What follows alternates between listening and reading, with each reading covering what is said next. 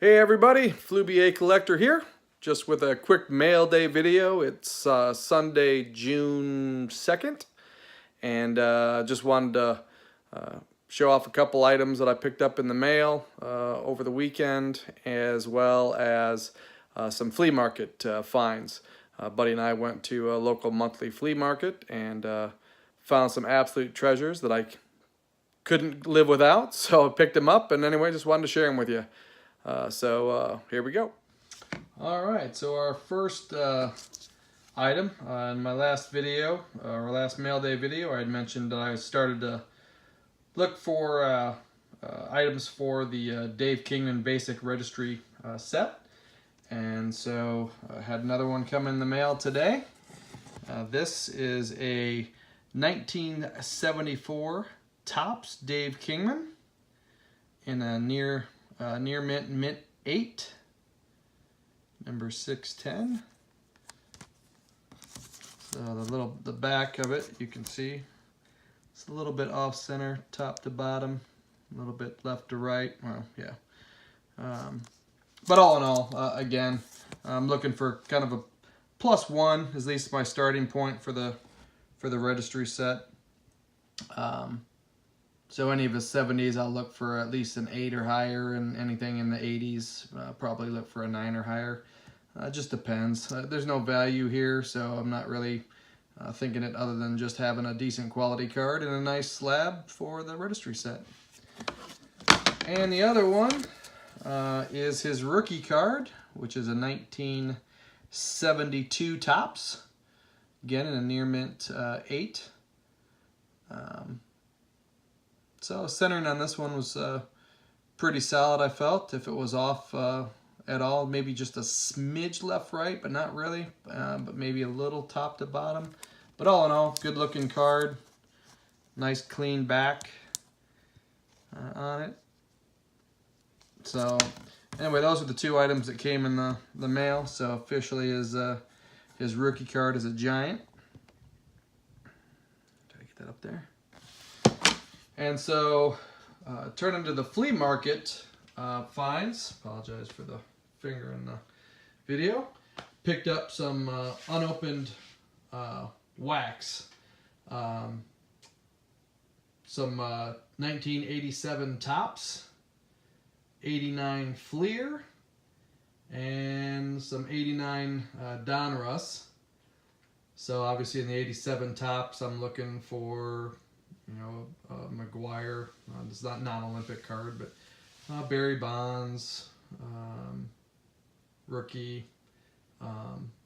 I just couldn't pass up the 87 Topps. That's the year that I have the most of. I probably have 20,000 cards of 1987 Topps alone. That includes obviously the rookies, or just the commons. But sitting up on a shelf. We'll maybe break it one day or do something with the kids, but we'll see how that goes. We've got some 89 FLEA, so we're talking, Randy Johnson, Ken Griffey Jr., I think maybe Craig Biggio that year, and obviously the Billy Ripken F-face, or a corrected version of it. Then 89 Donruss, same thing, kind of the Johnson, Ken Griffey Jr. Rookie, so I got 3 of those. Probably just tuck some of those away for a rainy day. And then this one here is the 89 Upper Deck factory set with Ken Griffey Jr. Kind of the quintessential pose of him. Nice, great photo actually. Anyway, I think I paid $25 for this, so steal of a deal. Half price more times than not than the starting price at a flea market.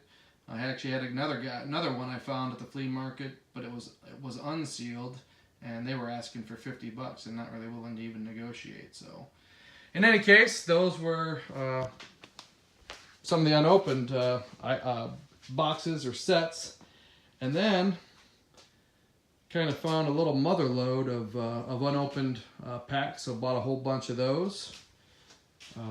Got some 87 through 1990 Topps some Series 2 93 and Series 1 94. It's got some Bowman, 89 and 1990 Bowman, 91 OPC. And we picked up some 1988 through 91 Donruss, Series 1 and 2 for the 91. We got some Score, 88, 89, 90, 91 Series 2, some 88 FLEA, 89 FLEA, 90 FLEA. Actually, there's not only wax, but there's also some cello packs down there. 91 FLEA, 92 FLEA, some 93 FLEA Series 2. Picked up 3 individual packs of the 89 Upper Deck. And some, oops, I should, no, actually, yeah, no, 89.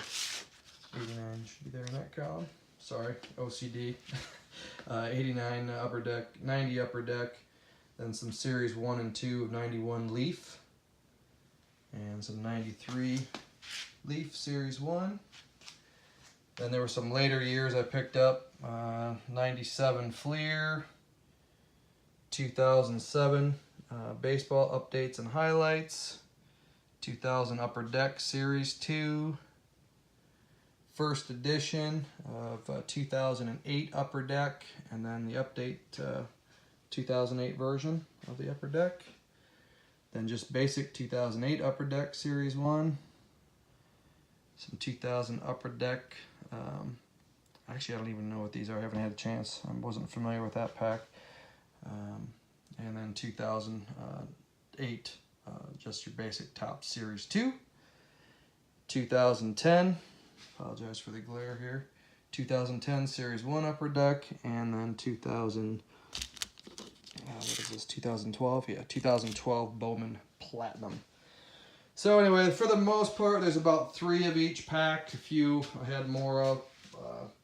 I don't know why, just for the sheer fun of it and trying to round out what I ultimately spent on. But great flea market find. There was more packs that I could have bought, but I basically hit the mark in terms of where I wanted to be. And so anyway, they'll kind of go into, ultimately, I think I'm going to put together a bunch of the individual packs and just kind of have a display case of some unopened product. I think it's really neat, especially for my kids, as I kind of go through and you know, they get to see the cards that I have in my collection, kind of the packs that they came out of, and take them back to say, you know, this is what your dad did. You know, these are the packs that I would have sat there at my desk in my room or whatever, sitting there opening them up and enjoying the hobby and developing that love for the hobby. So, you know, it takes me back as well, but it's a nice way to just show them what the hobby used to look like and what things have changed, and talk about gum in the packs and how that was such a big draw. And they're like, yeah, gum in the packs and all that. And then I can actually show them, you know, what the gum did to the cards. But honestly, you know, it's humbling, because they're like, well, so what? You know, and it just takes me back to that pure joy of the card, not the collectible in the sense of valuation or preservation or any of the other things that in the hobby we worry so much about nowadays. You know, it's humbling to kind of go back and you know, it's a joy actually for me to hear them just be excited about the gum and having some cards, but not worrying about anything else that comes with it than a cool picture and some neat stats and that bubble gum. So, but I did tell them for sure, I said the bubble gum that's in these packs, they won't be getting to have. So anyway, that's just some of my flea market finds here from yesterday, as well as quick little mail items. I actually forgot to bring out one of the flea market finds, so I've got to go back in the house to go ahead and do that. So I'll pen that on to the end of this, and I'll show you that one last piece. So bear with me.